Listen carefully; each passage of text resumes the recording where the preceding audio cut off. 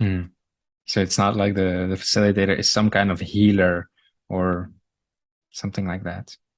I think a lot of facilitators would also consider themselves healers, and I think that's fair in the limited languaging that we have to describe what we're doing in a space. Um, to even say facilitator is, it feels very limiting as a word that could describe what we actually are doing Mm, when we're mm, together. So yeah. for people that consider themselves healers, it's also because a lot of healing does happen.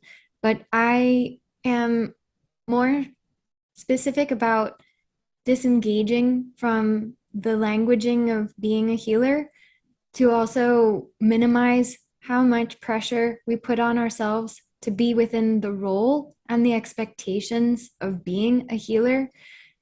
I also feel like when a facilitator comes into a space in the role of a healer, they feel that they have to be doing the healing, right? And there's a lot of pressure then to be the one doing something. How can you fully let yourself experience it if you're constantly in a state of doing? There's now a directionality, and a lot of times energy will move in the direction that your intention is set. So if you're set on healing someone, they might receive it, but they might have received it whether you were in that intention or not. So one thing that happens is the uh the possibility for burnout or for feeling very, very drained at the end of a session if the facilitator holds this role tightly as what they need to be in order for things to work. Because in actuality, it would probably work even without that feeling you have to be in this role.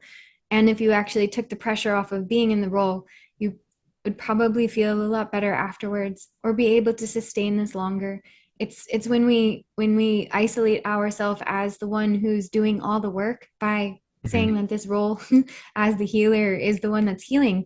No, it's that person themselves. They're the one healing themselves. You are the Yeah. observer of what is being catalyzed within them. Yes, that's important. The role of the observer is very important, but it's a lot harder to then market a class or a session by saying, I'm the Mm, observer and you're all participating. It's a lot easier to help people understand if you say that you're facilitating, right? So I think yeah. this is an issue to do with languaging, but as well the internal intentions. Why do we show up for a session? Why do we hold space? Why have we chosen Mm. to work with other people in this way?